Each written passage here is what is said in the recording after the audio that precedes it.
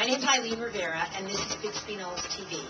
My team and I are committed to introducing you to the businesses, the people, and the homes of Bixby Knolls and the surrounding area. And today we're here with Joe Baez, who lives on Myrtle. Hi, Joe. Hi. How are you? We're doing good. Good. Thank you for inviting us into your home and giving us this opportunity to talk to you. Tell everybody how you guys wound up in Bixby Knolls, or why Bixby Knolls, why you chose Bixby Knolls, and what you like about it, and just tell us a little bit about that. Well, when I was in college, I lived in one of the apartments off San Antonio, and so I was familiar with the area. When we decided to, consider areas to buy a home, I was familiar with the great architecture here. And it's very homey. You're living basically in a small community in a big city. So I love my neighborhood, and the neighbors are great. That's great. It's definitely what a lot of people have to say about Bixby, why so many of us like it so much. Right. And how long have you lived here in the area? 10 years. Wow, quite a while. Right. So when we found this home, I wanted to make an offer the first day. Because when I saw it, I saw so much potential. It's not a huge home, but it's livable for the both of us. Okay, and what specifically do you like about this block? I love the fact that we are not a through street, that there are not a lot of homes on this street, and the fact that we have, the most beautiful trees in the area. The silk oaks. I love that. I get a lot of why my block's the prettiest. but I think that's great.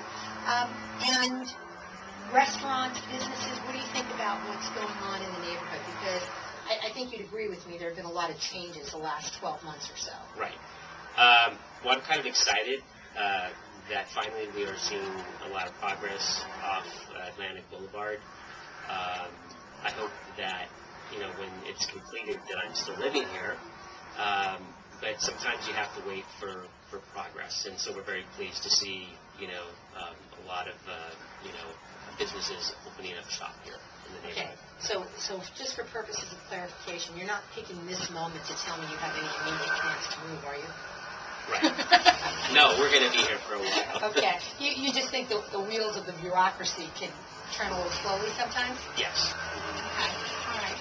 And as usual, we're keeping it real, so you can hear the gardeners in the background. But that's just real. Usually this street is very quiet. Yeah, I think gardeners, that they're in every neighborhood. Joe, tell everybody a little bit about this recent project that you've undertaken here at the house that we're going to be showing them in a few minutes. Give us a story of how that came about and what you've done and what the reaction's been from the neighbors. Well, recently I found myself with some time off. So during this transition that I'm in, I wanted to do something constructive to the home. It all started with, me painting the exterior of the home. And as you know, one thing leads to another. Once I finished painting the home, we decided it was time to top coat the walkway. It was original brick material. We wanted to preserve it for as long as we could, but it just seemed very worn out, so we kind of wanted to update it, but still maintain the the kind of original feel to the walkway.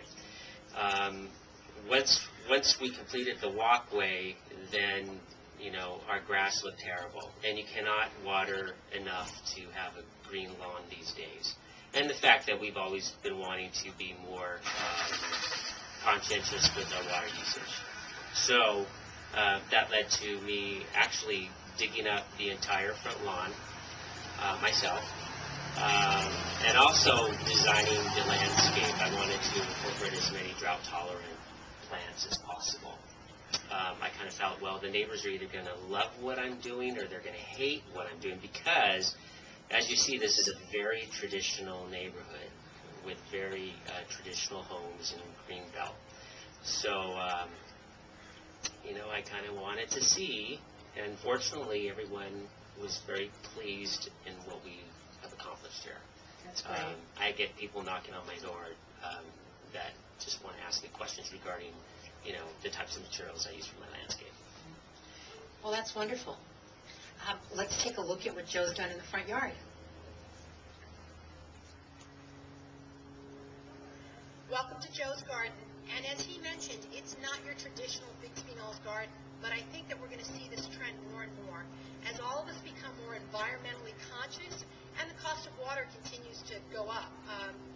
I've already seen this transition happening in the neighborhood. So again, it's great that you're sharing all of this with us. Is there anything else you want to say to everybody? Well, you're very welcome, and thanks for coming to my home. As you can see, this was a labor of love for me. I'm very proud of what I've accomplished.